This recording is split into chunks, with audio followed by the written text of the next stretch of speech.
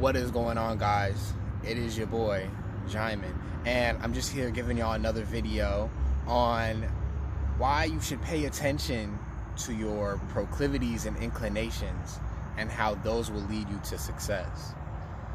Because if you don't know what a proclivity is, or to have an inclination towards something, it's basically something that you just default to, something you just do on demand. You do it on command. You do it not because anybody tells you to, but you just do it because you genuinely enjoy doing this, right? So what you need to focus on when it comes to anything, when it comes to getting a vision, developing a foresight, or developing a foreseeable future for yourself and others, you need to think about, okay, what is the end goal? How could I get there? And what do I have that could push me in that position anyways? And when it comes to thinking about your future, I encourage all of us to not focus on the money, because money is fleeting, money is temporary, and money is just a symbol for what you actually desire. What you actually want is just every human's needs to be met.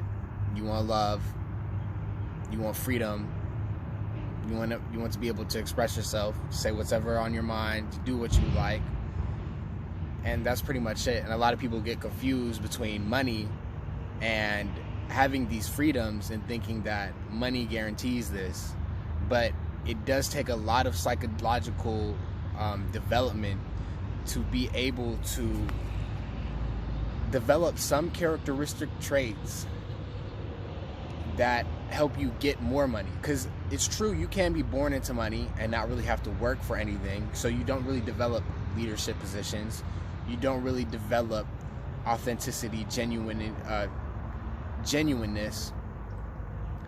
or a drive because you always had money. But people who don't have money, or they grow up, let's not even talk about money, let's just say they grow up through trials, they have more experience and they learn a lot more, I would say, strictly based off of the trauma or the experience that they had to deal with. And through that experience, they are able to learn, they're able to take lessons, because if they don't take lessons from situations that are really psychologically strenuous, then it could really break the person. But this is I don't know why I got into that, but I digress. Your proclivities and inclinations, that will lead you to where you need to go. Whatever you're good at, all you need to do, the next step is monetize that. Just figure out, okay, so I have this ability where I can write short stories, or I can draw pictures, or I find it really easy to do math problems. All you have to do is market that. All you have to do is find a niche, find a spot for yourself in the world where you can actually implement the things that you're good at. You can implement these proclivities, these inclinations into life and make them a job for yourself. But it wouldn't be a job, this is the trick, it wouldn't be a job because you're so used to doing them, and you're doing them strictly because you like to do that, but you also get paid for it, you know. And this is the thought pattern that is guaranteed to all of us, but so many of us get stuck in the cycle of just thinking, but not with our own thoughts, not with our own mind, with other people's thoughts and other people's ideas. We think that for us to have a successful business, it would take schooling, it would take years of mentoring, it would take so much experience. And I'm not denying and saying that school is obsolete, experience is obsolete, mentors and mentorship is obsolete. But what I'm saying is you don't need any of these things to succeed, because a lot of the times when we're on these routes to really implement our shadow work or our self-discoveries or our challenges, and just to integrate them into our lives, we seem to struggle because we think that we need the next big thing to be able to get over this hump. And it's really consumerism, is the idea that we're sold, is I need this skincare routine, I will look beautiful, people will like me. Even though you're already inherently beautiful, that is just determined by your own judgment. And if you're willing to be grateful enough or really admire the fact that you are beautiful, you know, regardless of what anybody else says, you know. So that's something I just have to get out, because so many people, just in general, we always feel that we need to take into consideration what other people are saying and do this and do that. But sometimes you really need to be selfish, and you really need to think about who to put first and who is suffering the most by you not listening to yourself, by you listening to other people. You know, there's these quotes I see, it's don't tell friends or family about a good business idea, because, you know, they want the best for you, and they honestly do want the best for you, but the way that they go about it, it crushes your dreams. They crush your dreams, they crush your esteem, your livelihood. They say things you can't do that, but they really just don't want to see you get hurt in the process of trying. But everyone needs to do that and try. I just realized my microphone was not unplugged, but I think this video will sound good anyway, so we're not doing redos. But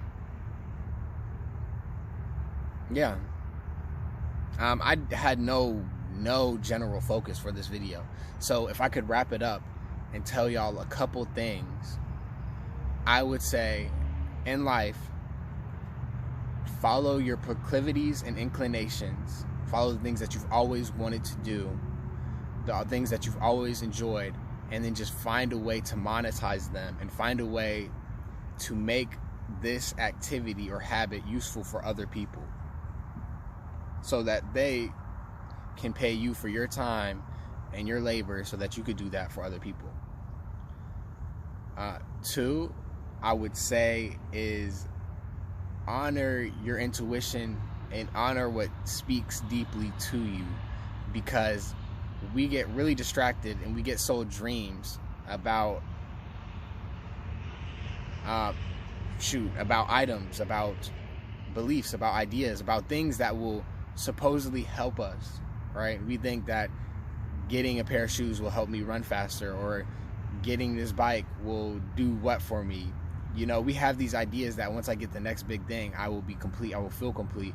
But there is no feeling complete through getting another object.